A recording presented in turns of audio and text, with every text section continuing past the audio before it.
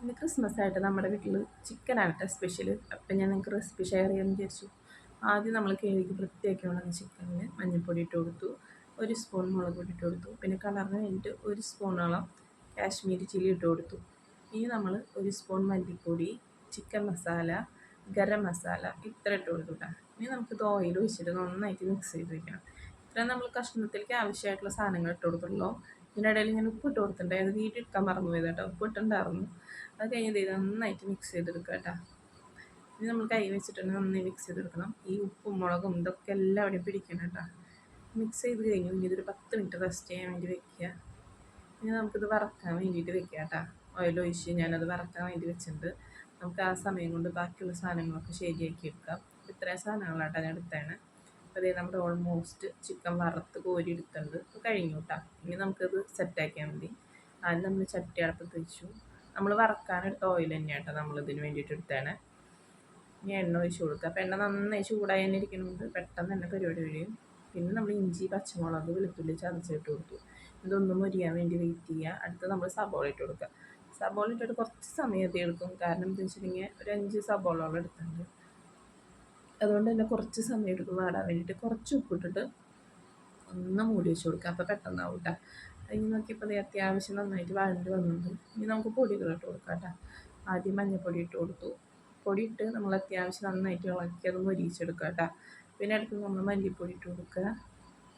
മല്ലിപ്പൊടി ഇട്ട് നന്നായിട്ട് ഇളക്കി അതിൻ്റെ പച്ചമണമൊക്കെ കേട്ടോ. അപ്പോൾ നമ്മൾ ഗ്രേവിക്ക് ആവശ്യത്തിന് സാധനം ഇട്ട് കൊടുക്കണം കേട്ടോ. നേരത്തെ ഇട്ടതൊക്കെ നമുക്ക് കഷ്ണത്തിലേക്കുള്ള പൊടികൾ ഇട്ടിട്ടുള്ളൂ. ഇനി 2 സ്പൂൺ മുളക് പൊടി ഇട്ട് കൊടുത്തു. സാധാ മുളക് പൊടി ഇട്ട് കൊടുത്തേ. ഇനി അത് നന്നായിട്ട് ഇളക്കി അതിൻ്റെ പച്ചമണമൊക്കെ കളഞ്ഞു. ഇനി നമുക്ക് കുറച്ച് കറിവേപ്പില ഇട്ട് കൊടുക്കാം. കറിവേപ്പില ഇട്ട് ഒന്ന് നന്നായിട്ട് ഇളക്കിയിടുക.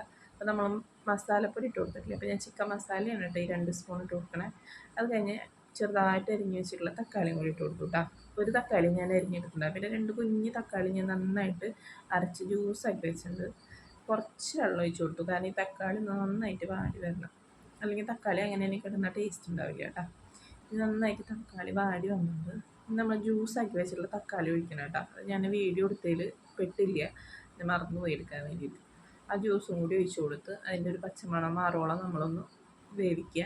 ഇത് തക്കാളിയൊക്കെ നന്നായി വെന്ത് വന്നിട്ടുണ്ട് കേട്ടോ.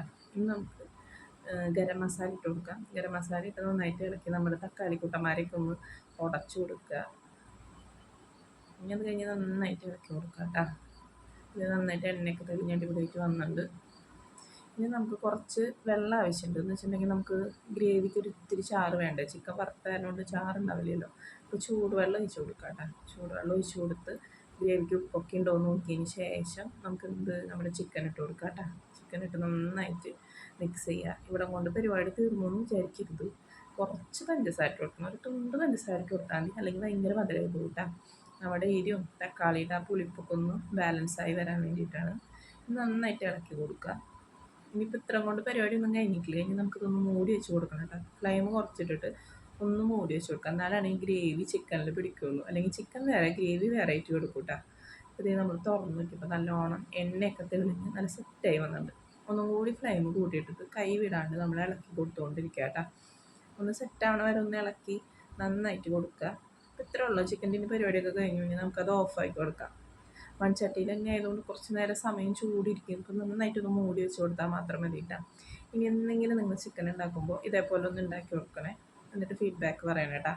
എന്തായാലും ഞാൻ ഉണ്ടാക്കുന്നതിൽ എനിക്ക് ഏറ്റവും പെർഫെക്റ്റ് ആയിട്ട് തോന്നിയിട്ടുള്ളത് ചിക്കനാണ്. അപ്പോൾ എല്ലാവർക്കും ഹാപ്പി ക്രിസ്മസ്.